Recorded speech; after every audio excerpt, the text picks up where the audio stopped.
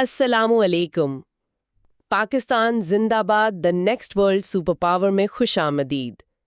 آج ہم ایک بہت ہی غیر معمولی چیز کرنے والے ہیں۔ ہم ایک ایسی کتاب کے ڈھانچے کا گہرائی سے جائزہ لے رہے ہیں جو ابھی شائع بھی نہیں ہوئی۔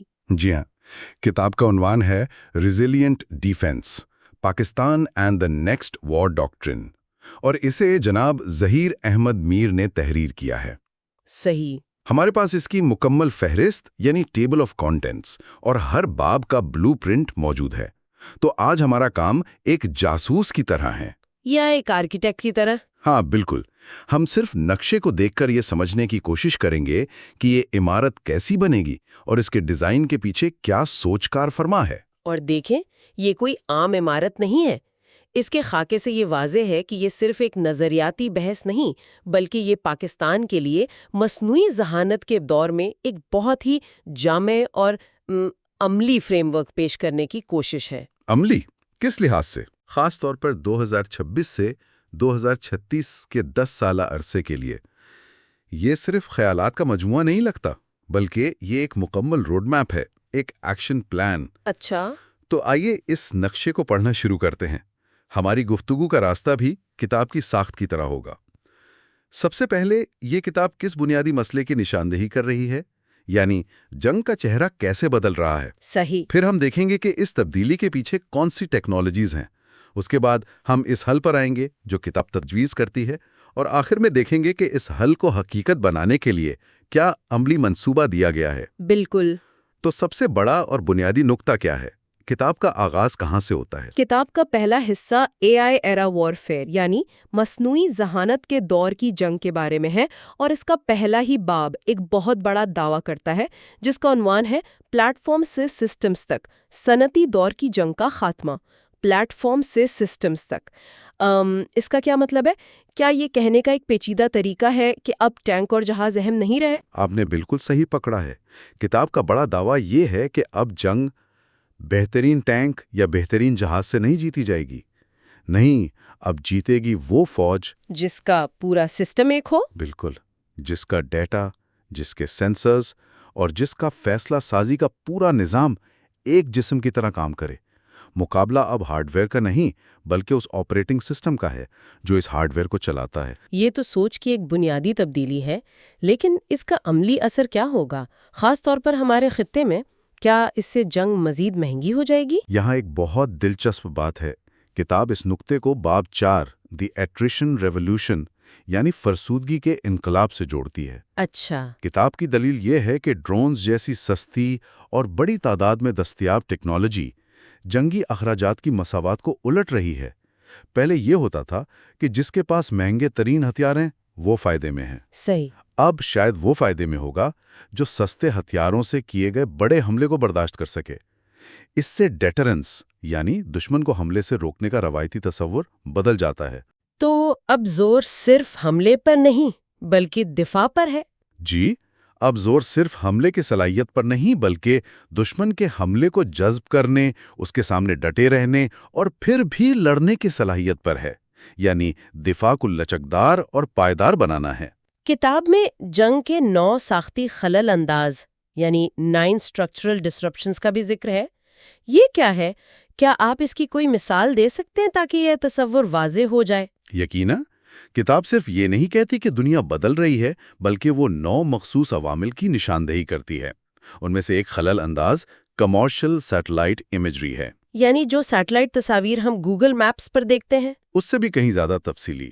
مطلب آج کوئی بھی عام شہری یا چھوٹی کمپنی وہ سیٹلائٹ تصویر خرید سکتی ہے جو 10 سال پہلے صرف بڑی خفیہ ایجنسیوں کے پاس ہوتی تھی۔ تو اس کا مطلب ہے کہ کچھ بھی چھپانا مشکل ہو گیا ہے۔ بالکل۔ اب فوج کیسے چھپ کر کام کر سکتی ہے جب آسمان میں ہزاروں نجی آنکھوں سے دیکھ رہی ہوں؟ یہ ایک بنیادی چیلنج ہے نا؟ واقعی۔ تو اگر مسئلہ یہ ہے کہ جنگ سسٹمز کی لڑائی بن گئی ہے جی، اور کمرشل سیٹلائٹ جیسی چیزیں اسے مزید پیچیدہ بنا رہی ہیں، تو اگلا منطقی سوال یہ ہے کہ کون سے سسٹمز، وہ کون سی ٹیکنالوجیز ہیں جو اس تبدیلی کو ہوا دے رہی ہیں؟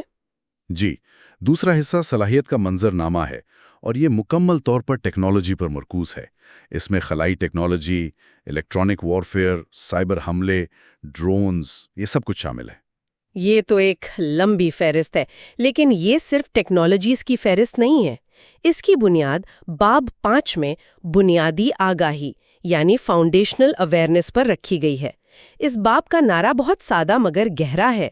آپ اس چیز کا دفاع نہیں کر سکتے جسے آپ مسلسل دیکھ نہیں سکتے۔ واہ! یعنی سب سے پہلے آپ کو ہر وقت، ہر لمحہ اپنے ارد گرد کے ماحول کی مکمل تصویر چاہیے۔ بالکل۔ اس حصے میں کوئی ایسی بات ہے جو خاص طور پر چونکا دینے والی یا روائی کی سوچ سے ہٹ کر ہو؟ اس میں 2 تصورات بہت گہرے ہیں۔ پہلا باب 6 میں ہے جو الیکٹرانک وارفیئر پر ہے۔ اس میں کہا گیا ہے کہ یہ فرض کرنا کہ مواصلاتی نظام ہمیشہ کامل کام کرے گا ایک نظریاتی ناکامی ہے۔ مطلب یہ مان کر چلو کہ آپ کا فون کام نہیں کرے گا۔ جی، یعنی فوج کو ایسے حالات کے لیے تیار رہنا چاہیے جہاں رابطہ ممکن نہ ہو، جی پی ایس جیم ہو چکا ہو اور سگنل نہ مل رہے ہوں۔ یہ بالکل ایسا ہے جیسے آپ کو بتایا جائے کہ آپ اپنی کار ہمیشہ گوگل میپس کے ساتھ چلاتے ہیں، لیکن کل سے آپ کو ایک پرانا کاغذی نقشہ استعمال کرنا ہوگا، وہ بھی طوفان میں۔ بہت مشکل ہو جائے گا۔ اور دوسرا تصور؟ دوسرا اہم نقطہ باب 9 میں ہے جو مصنوعی ذہانت کے بارے میں ہے۔ یہ اے آئی کے بارے میں بہت حقیقت پسندانہ نظریہ پیش کرتا ہے۔ اس کا مرکزی جملہ ہے اے آئی فیصلوں میں مدد کرتا ہے، نتائج کے ذمہ دار انسان ہے۔ یعنی اے آئی کو کوئی جادو کی چھڑی نہ سمجھا جائے، بالکل۔ اسے ایک ٹول کے طور پر دیکھتا ہے اور اس بات پر زور دیتا ہے کہ حتمی ذمہ داری ہمیشہ انسان کی ہی رہے گی۔ یہ ایک بہت ہی اہم اخلاقی اور عملی حد ہے۔ یہ سب کچھ بہت ہائی ٹیک اور سچ کہوں تو تھوڑا سا سلیکن ویلی جیسا لگتا ہے۔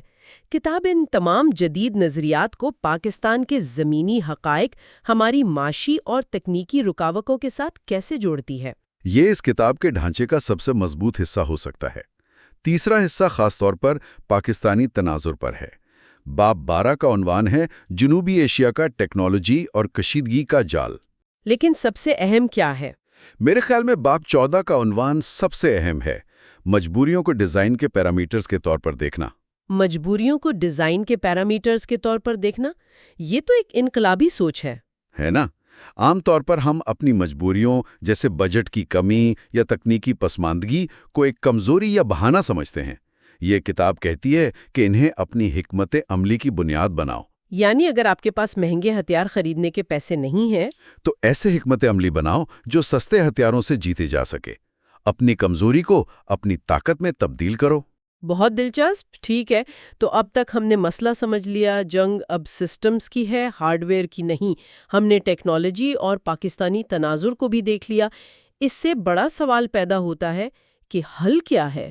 جی، اور یہاں سے کتاب ایک بہت ہی ٹھوس اور شاید متنازع تجویز پیش کرتی ہے۔ جی ہاں، کتاب کا چوتھا حصہ ایک ادارہ جاتی حل پیش کرتا ہے جس کا نام ہے پاکستان یونٹ ایکس۔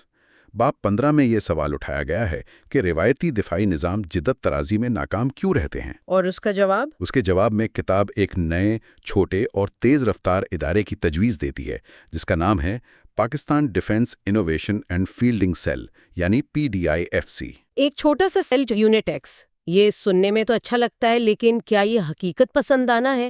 مطلب ایک چھوٹی سی تیز کشتی ایک بہت بڑے بحری جہاز کا رخ کیسے موڑ سکتی ہے؟ کیا کتاب بتاتی ہے کہ یہ یونٹ ڈیفنسی اسٹیبلشمنٹ کی بڑی بیوروکریسی سے کیسے نپٹے گا؟ یہ ایک بہت اہم سوال ہے۔ کتاب کے خاکے کے مطابق یونٹ ایکس جیسی اکائیوں کا مقصد یہی ہوتا ہے کہ وہ روایتی بیوروکریسی کو بائی پاس کریں۔ یہ چھوٹی بااختیار ٹیمیں ہوتی ہیں جنہیں براہ راست اعلیٰ ترین قیادت کی حمایت حاصل ہوتی ہے، تاکہ وہ تیزی سے کام کر سکیں۔ جی، تاکہ وہ تیزی سے پروٹوٹائپ بنائیں، تجربات کریں اور کامیاب ٹیکنالوجی کو فوراً فیلڈ میں پہنچا دیں۔ کتاب صرف نئے آلات خریدنے کی بات نہیں کر رہی، بلکہ جدت کے پورے عمل کو تیز کرنے کے لیے ایک ساختی تبدیلی کی تجویز دے رہی ہے۔ تو یہ نیا ادارہ ایک نئے نظریے کو نافذ کرنے کے لیے بنایا جائے گا۔ وہ نظریہ کیا ہے؟ کتاب کا 5واں حصہ ریزیلینٹ ڈیفنس کا نظریہ پیش کرتا ہے جو اس کا مرکزی خیال رکھتا ہے۔ بالکل، اس نظریے کے باب 20 میں 5 اصول بیان کیے گئے ہیں، لیکن اس کا اصل جوہر باب 21 میں ہے، بڑے پیمانے پر حملوں کے خلاف تہ در تہ دفاع۔ تہ در تہ دفاع یعنی لیئرز میں ڈیفنس؟ جی، اس کا مقصد ایک ایسا دفاعی نظام بنانا ہے جو حملے کو صرف سرحد پر روکے ہی نہیں، بلکہ اگر دشمن اندر گھس بھی آئے، اس کی رفتار کو کم کرے، اسے تھکا دے اور اسے مختلف تہوں میں الجھا کر ناکام بنا دے۔ بالکل، یہ ایک سخت دیوار کی طرح نہیں بلکہ ایک گہرے اور لچکدار جال کی طرح ہے۔ اس حصے میں فوجی سازی کے بغیر قومی لچک کا بھی ذکر ہے، جو ایک بہت نازک موضوع ہے۔ جی، بہت نازک۔ یہ ایک بہت باریک لکیر ہے۔ کیا اس بات کا خطرہ نہیں کہ قومی سلامتی کے نام پر سویلین اداروں میں بھی سیکیورٹی اداروں کی مداخلت بڑھ جائے؟ کتاب اس لکیر کو کہاں کھینچتی ہے؟ یہ بہت اہم نکتہ ہے۔ کتاب کے خاکے سے یہی ظاہر ہوتا ہے کہ اس کا مقصد معاشرے کو عسکری بنانا نہیں بلکہ قوم کو بحیثیت مجموعی مضبوط کرنا ہے۔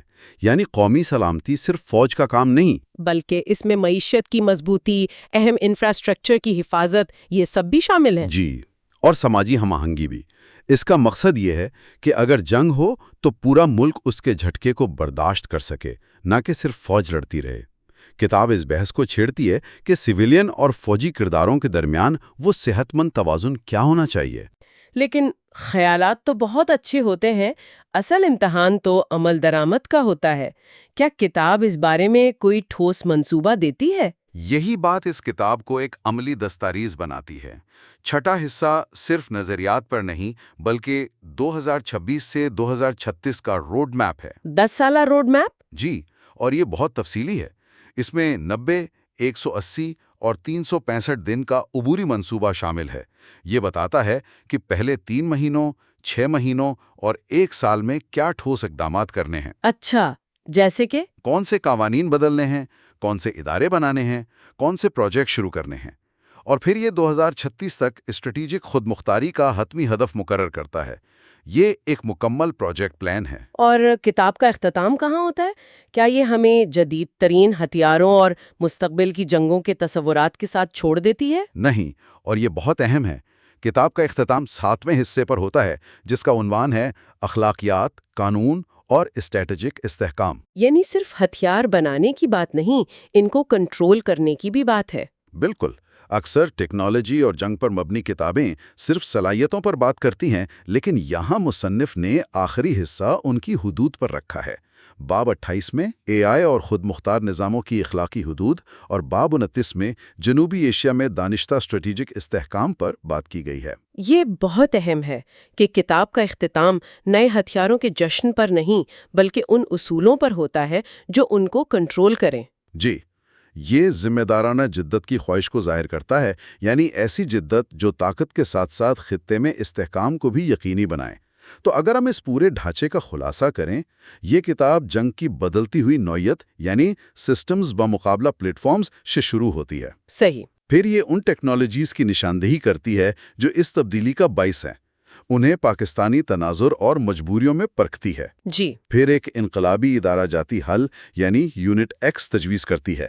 اس کے بعد ایک نیا نظریہ ریزیلینٹ ڈیفنس پیش کرتی ہے۔ اور آخر میں اخلاقی حدود کے ساتھ ایک تفصیلی 10 سالہ روڈ میپ فراہم کرتی ہے۔ یہ ایک بہت ہی مکمل اور مربوط سوچ لگتی ہے۔ بالکل، اگر اس پورے فریم ورک کا ایک لفظ میں خلاصہ کیا جائے تو وہ ہے موافقت۔ یہ محض غیر ملکی ٹیکنالوجی خریدنے یا درآمد کرنے کے بجائے لچک، مقامی جدت اور اپنی مجبوریوں کو طاقت بنانے کے تصور پر مبنی ہے۔ یعنی یہ سوچ کے ایک بنیادی تبدیلی ہے۔ جی، جو مہنگے ہارڈ ویئر سے ہٹ کر سمارٹ سافٹ ویئر، مربوط سسٹمز اور انسانی ذہانت پر مرکوز ہے۔ یہ دفاعی حکمت عملی کو ایک جامع چیز کے بجائے ایک زندہ اور مسلسل ترقی کرنے والے نظام کے طور پر دیکھتی ہے۔ یہ کتاب روایتی نظام کو بائی پاس کرنے کے لیے Pakistan defence innovation and fielding cell جیسے ایک چھوٹے، تیز رفتار یونٹ کی تجویز دیتی ہے۔ سننے والوں کے لیے غور طلب سوال یہ ہے کہ کیا قومی دفاع جیسے اہم اور بڑے پیمانے کے شعبے میں حقیقی جدت ایک چھوٹی تیز رفتار اکائی سے آ سکتی ہے، یا اس کے لیے پورے روایتی ادارے کو خود کو بنیادی طور پر تبدیل کرنا ہوگا؟ اور اگر بڑا ادارہ اس نئی اکائی کی طرف سے تجویز کردہ تبدیلیوں کی مزاحمت کرتا ہے تو اس کے کیا خطرات ہو سکتے ہیں؟ چلیں پچھلی گفتگو کا سلسلہ وہیں سے جوڑتے ہیں۔ جی، ہم نے ظہیر احمد میر کی کتاب مضبوط دفاع کے نظریاتی ڈھانچے پر بات شروع کی تھی۔ بالکل، اور ہم نے دیکھا تھا کہ وہ ایک نئے دفاعی ویژن کی بنیاد رکھ رہے تھے۔ جی، تو آج اس سے آگے بڑھتے ہیں اور دیکھتے ہیں کہ کتاب ان بڑے خیالات کو حقیقت میں کیسے بدلتی ہے۔ اور یہی سب سے اہم حصہ ہے نا، کہ بات اب صرف تھیوری کی نہیں رہے گی۔ بالکل، اب بات عمل درآمد، جدت طرازی اور ایک طویل مدتی حکمت عملی کی ہوگی۔ صحیح۔ اور کتاب کا دوسرا حصہ اسی چیلنج سے نمٹنے کی کوشش کرتا ہے۔ تو کتاب اس سفر کا آغاز ایک بہت ہی آپ کہیں غیر روایتی جگہ سے کرتی ہے۔ یہ ٹینکوں یا جہازوں سے شروع نہیں ہوتی، بلکہ باب 10 میں اعتماد کی بات کرتی ہے۔ جی، عنوان ہے انفارمیشن وارفیئر اور قومی ہم آہنگی۔ اور اس کا مرکزی نقطہ ہے اعتماد کو ایک بنیادی ڈھانچے کے طور پر دیکھنا۔ یہ سننے میں تو ایک فلسفیانہ بات لگتی ہے، دفاعی حکمت عملی میں اعتماد کا کیا کام؟ دیکھیں، یہ جو بات ہے نا، یہ بظاہر فلسفیانہ لگتی ہے، لیکن شاید یہ پورے فریم ورک کی بنیاد ہے۔ اچھا، کس طرح سے؟ اس طرح سے کہ کتاب کی دلیز یہ ہے کہ آج کی جنگ صرف آپ کہیں سرحدوں پر نہیں لڑی جا رہی، بلکہ لوگوں کے ذہنوں میں لڑی جا رہی ہے۔ بالکل، لوگوں کے ذہنوں میں۔ اور اگر عوام کا اپنے اداروں پر اعتماد ہی نہ ہو، اگر معاشرے میں غلط معلومات، پروپیگنڈا پھیلا ہو، تو دنیا کا جدید ترین دفاعی نظام بھی اندر سے کھوکھلا ہو جاتا ہے۔ یعنی معلومات کی سچائی اور سالمیت قومی سلامتی کی بنیاد ہے۔ بالکل، یہی۔ تو اگر لوگ افواہوں پر یقین کرنے لگیں تو قومی یکجہتی کو اتنا ہی نقصان پہنچ سکتا ہے جتنا کسی فوجی حملے سے۔ جی بالکل، اور اسی لیے کتاب باب 23 میں قومی مضبوطی کی بات کرتی ہے، جس کا مقصد ہے معاشرے کو عسکری بنائے بغیر اس کا دفاع کرنا۔ ہاں، مطلب یہ نہیں کہ ہر شہری کو بندوق پکڑا دی جائے، بلکہ ایک ایسا سماج بنایا جائے جو فیک نیوز اور بیرونی دباؤ کے خلاف خود ایک دفاعی دیوار بن جائے۔ اور باب 10 میں جو شہریوں پر مبنی معلوماتی مضبوطی کا فریم ورک ہے، وہ اسی سوچ کا عملی پہلو ہے۔ جی، وہ اسی سوچ کو عملی جامہ پہنانے کا ایک طریقہ ہے۔ ٹھیک ہے۔ یہ تو ہوئی معاشرتی بنیاد، لیکن باب 11 ایک بہت بڑا دعویٰ کرتا ہے کہ یہ کتاب قومی سلامتی پالیسی یعنی NSP کو عملی جامہ پہنائے گی۔ جی، اور یہ واقعی ایک بہت بڑا دعویٰ ہے۔ تو کیا یہ صرف مصنف کی خواہش ہے یا کتاب میں واقعی کوئی ٹھوس منصوبہ ہے جو پالیسی اور عمل کے درمیان پل بن سکے؟ نہیں، یہ صرف خواہش نہیں ہے۔ کتاب کا مقصد صرف خیالات پیش کرنا نہیں ہے۔ باب 11 میں باقاعدہ ایک NSP ٹو ڈاکٹرن میپنگ دی گئی ہے۔ اچھا، یعنی قومی سلامتی پالیسی کے ہر بڑے مقصد کو اس کتاب کے مخصوص ابواب اور تجاویز سے جوڑا گیا ہے۔ تو اس کا مقصد یہ دکھانا ہے کہ یہ فریم ورک خلا میں نہیں بنا۔ بالکل، یہ دکھانا ہے کہ یہ ملک کی سب سے بڑی پالیسی دستاویز کو قابل عمل بنانے کا ایک روڈ میپ ہے۔ اس طرح یہ صرف ایک کتاب نہیں رہتی، بلکہ ایک ادارہ جاتی تسلسل کا حصہ بن جاتی ہے۔ ٹھیک ہے، تو ہمارے پاس معاشرتی مضبوطی کی بنیاد بھی ہے اور قومی پالیسی سے جوڑنے کا پل بھی۔ لیکن کوئی بھی نظریہ خاص طور پر ہمارے خطے میں خلا میں کام نہیں کرتا۔ صحیح۔ یہ ہمیں باب 12 کی طرف لاتا ہے جو جنوبی ایشیا جیسے حساس ماحول پر بات کرتا ہے۔ جی، اور یہاں کتاب ایک بہت بڑی وارننگ دیتی ہے۔ کیا؟ باب 12 کی بنیادی دلیل ہے ٹیکنالوجی غلط اندازوں کو تیز کرتی ہے جب تک کہ اسے دفاعی طور پر ڈیزائن نہ کیا جائے۔ مطلب یہ کہ نئے ہتھیار اور تیز رفتار سسٹم فائدے کے بجائے نقصان پہنچا سکتے ہیں۔ جی، ایک بحران میں وہ فیصلہ کرنے کا وقت کم کر دیتے ہیں اور غلط فہمی کا خطرہ بڑھا دیتے ہیں۔ ایک منٹ، دفاعی طور پر ڈیزائن کرنے کا اصل مطلب کیا ہے؟ اس کی کوئی عملی مثال ہے؟ اس کا مطلب ہے کہ ٹیکنالوجی بناتے وقت ہی اس میں ایسے حفاظتی فیچرز ڈالے جائیں جو غیر ارادی جنگ کو روکیں۔ کتاب اسے ڈیزائن کے ذریعے استحکام کا ماڈل کہتی ہے۔ جیسے کہ؟ مثال کے طور پر، کیا ہمارے کمانڈ اینڈ کنٹرول سسٹم میں ایسے سرکٹ بریکر ہیں جو کسی غلط اطلاع کی صورت میں خودکار طور پر ایسکیلیشن کو روک سکیں؟ اچھا، کیا ہمارے سینسرز اتنے سمارٹ ہیں کہ وہ ایک کمرشل جہاز اور ایک لڑاکا طیارے میں واضح فرق کر سکیں، یہاں تک کہ شدید دباؤ میں بھی؟ تو یہ استحکام کو قسمت پر چھوڑنے کے بجائے टेक्नोलॉजी का हिस्सा बनाने की बात है। बिल्कुल। अच्छा, तो किताब का एक और नुक्ता है कि नताइज का फैसला हार्डवेयर नहीं बल्कि इंज़िमाम करता है। ये बात तो हम अक्सर सुनते हैं। जी तो बाब 13 ऑपरेशनल मिसालें में इस हवाले से क्या नया है? क्या ये सिर्फ एक क्लीशे को दोहरा रही है? नहीं, ये सिर्फ क्लीशे नहीं है। किताब यहाँ एक ठोस तरीका पेश करती है जिसे बार बार काबिले इस्तेमाल तज्जियाती तरीका कहा गया है। ये क्या चीज़ है? इसे आप हिकमत अमली के लिए एक फ्लाइट सिमुलेटर समझ लें। यानी मुख्तलिफ फर्जी जंगी मंजरनामे बनाकर बार बार ये टेस्ट किया जाए कि हमारे मुख्तलिफ इदारे फौज, नेवी, एयरफोर्स आपस में कितनी हमाहंगी से काम करते हैं। इससे कमजोरियों का पता चलेगा? जी, इससे पता चलता है कि कमजोरी कहाँ है। मसला टेक्नोलॉजी का है, ट्रेनिंग का है या राब्ते का। इस तरह महंगी जंगी मशकों के बगैर ही हम अपनी कमजोरियों को पकड़कर ठीक कर सकते हैं। ये दिलचस्प है। और फिर बाब 14 एक और रिवायती सोच को चैलेंज करता है। कौन सी? रुकावटों को डिजाइन के जुज के तौर पर देखना। आमतौर पर तो बजट की कमी या टेक्नोलॉजी तक रसाई ना होना कमजोरी समझा जाता है। सही। किताब इसे जिद्दत का मुहर्रिक कैसे कहती है?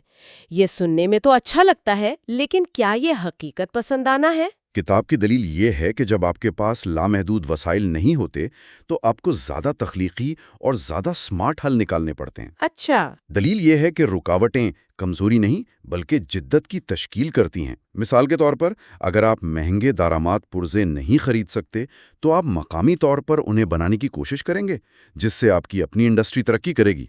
और अगर आपके पास दुश्मन जितने जंगी जहाज नहीं है, तो आप ड्रोन्स और साइबर वॉरफेयर जैसे गैर रिवायती और सस्ते तरीकों में ज्यादा सरमायाकारी करेंगे। ये मजबूरी को ताकत में बदलने का फलसफा है। ये हमें किताब के अगले बड़े हिस्से की तरफ लाता है, जो मुकम्मल तौर पर जिद्दत तराजी के बारे में है। जी, अबवाब 15 से 18 तक। किताब का मौक़िफ़ है कि मसला पैसे या टैलेंट का नहीं बल्कि हमारे अपने बनाए हुए सिस्टम का है। बाब 15 में तशख़ीस है और बाकी अबवाब में हल। बिल्कुल। तो पहले तशख़ीस पर बात करते हैं। आखिर जिद्दत नाकाम होती क्यों है? बाब 15 की दलील बहुत वाज़ेह और बेबाक है। खरीदारी की मंतिक रफ्तार की दुश्मन है। इसका क्या मतलब हुआ? मतलब ये कि हमारा दिफाई साजो सामान खरीदने का रिवायती निज़ाम बहुत सुस्त, पेचीदा और रिस्क से बचने वाला है। अच्छा। ये निज़ाम बड़ी कायमशुदा कंपनियों के लिए तो ठीक है, लेकिन ये एक छोटी सी नई सॉफ्टवेयर कंपनी या एक यूनिवर्सिटी लैब के लिए एक डरावना ख्वाब है, जिसके पास एक बेहतरीन आइडिया है। जब तक उनका आइडिया मंजूरियों और कागजी कार्रवाइयों से गुजरता है तब तक वो टेक्नोलॉजी पुरानी हो चुकी होती है। तो मसला ज़हीन लोगों की कमी नहीं बल्कि इस सुर्ख फीते की है जो इनके रास्ते में खड़ा है। बिल्कुल। सिस्टम जिद्दत को अपनाने के लिए नहीं बल्कि स्टेटस को बरकरार रखने के लिए डिज़ाइन किया गया है। तो फिर हल क्या है? बाब 16 और 17 इसका हल पेश करते हैं। बाब 16 में इदारा जाती डिज़ाइन के उसूल वज़ा किए गए हैं। फिर बाब 17 एक मुकम्मल ब्लूप्रिंट पेश करता है जिसका नाम है PDIFPC। PDIFPC, Pakistan defence innovation foundation core. ये क्या चीज़ है? कोई नया सरकारी महकमा? नहीं, बिल्कुल नहीं। इसका बुनियादी ख्याल ये है कि छोटे बाइख्तियार सेल बड़ी ब्यूरोक्रेसियों से बेहतर कारकर्दगी दिखाते हैं। जैसे अमेरिका का डारपा या इसराइल की यूनिट 8200। जी, उसी मॉडल पर। ये एक छोटी खुद मुख्तार टीम होगी जिसे ब्यूरोक्रेसी से बाहर रखा जाएगा। और इसका काम क्या होगा? सिर्फ एक काम, आज की सबसे जदीद टेक्नोलॉजी को कल के दिफाई निज़ाम में तेजी से शामिल करना, चाहे उसके लिए रिवायती कवानीन को तोड़ना ही क्यों ना पड़े। यानी एक तरह के स्टार्टअप फौज के अंदर जो ब्यूरोक्रेसी के बगैर काम करे। ये ख्याल जितना दिलचस्प है उतना ही खतरनाक भी लग सकता है। बिल्कुल। इसीलिए किताब में इसका पूरा चार्टर भी दिया गया है ताकि उसके इख्तियारात और हुदूद वाज़ेह हों। ठीक है। और इस जिद्दत को मजीद तेज करने के लिए बाब 18 दोहरे इस्तेमाल के इकोसिस्टम की बात करता है। यानी सिविल टेक्नोलॉजी सेक्टर को दिफाई कोशिशों में शामिल करना। जी, हमारी यूनिवर्सिटियाँ, सॉफ्टवेयर हाउसेज, इंजीनियरिंग कंपनियाँ, इन सब को महफूज तरीके से इस कोशिश में शामिल करना, क्योंकि आज की बहुत सी अहम टेक्नोलॉजीज पहले सिविल दुनिया में बनती हैं। सही। तो जिद्दत के इस नए मॉडल के बाद किताब असल नजरिए की तरफ आती है। बाब 19 का उन्वान है डेटा बतौर ताकत। ये बहुत जदीद लगता है ना? जी।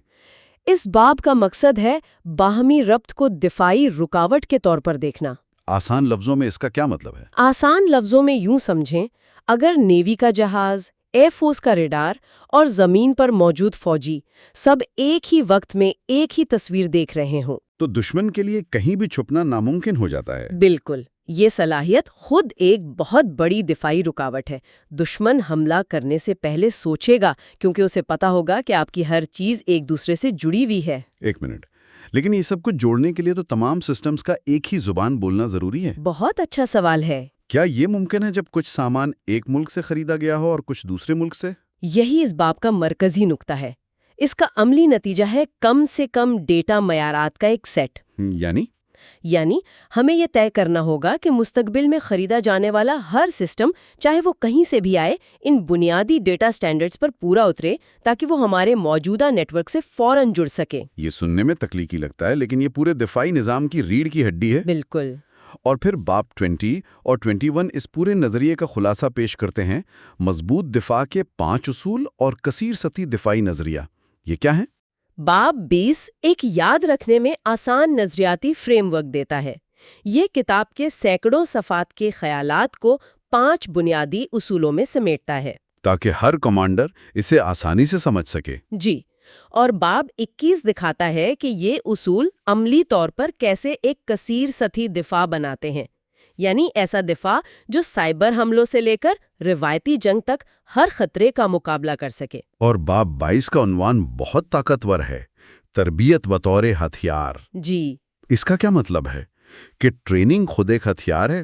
یہ روایتی فوجی مشقوں سے کیسے مختلف ہے؟ یہ اس خیال پر مبنی ہے کہ آج کی جنگ میں دشمن سے زیادہ تیزی سے سیکھنے اور خود کو بدلنے کی صلاحیت خود ایک فیصلہ کن ہتھیار ہے۔ تو یہ جامع تربیتی مشقوں کی بات نہیں ہے؟ نہیں، بالکل نہیں۔ اس کا مقصد موافقت کو ادارہ جاتی شکل دینا ہے، یعنی ایسا تربیتی نظام بنانا جو فوجیوں کو غیر متوقع حالات میں بہتر فیصلے کرنے کی صلاحیت دے، انہیں تجربات کرنے اور غلطیوں سے سیکھنے کی اجازت دے۔ ایک زندہ ارتقا پذیر تربیتی نظام۔ بالکل، نہ کہ ایک جامد کتاب۔ تو یہ تمام نظریاتی باتیں، کتاب کا آخری حصہ ان سب کو حقیقت بنانے کے بارے میں لگتا ہے۔ جی، جو سب سے اہم ہے۔ باب 24 میں ایک 90، 180 اور 365 دن کا منصوبہ دیا گیا ہے۔ جی ہاں، اور یہ بہت اہم ہے۔ اکثر بڑی حکمت عملیاں اس لیے ناکام ہو جاتی ہیں کہ ان پر عمل درآمد کا کوئی واضح منصوبہ نہیں ہوتا۔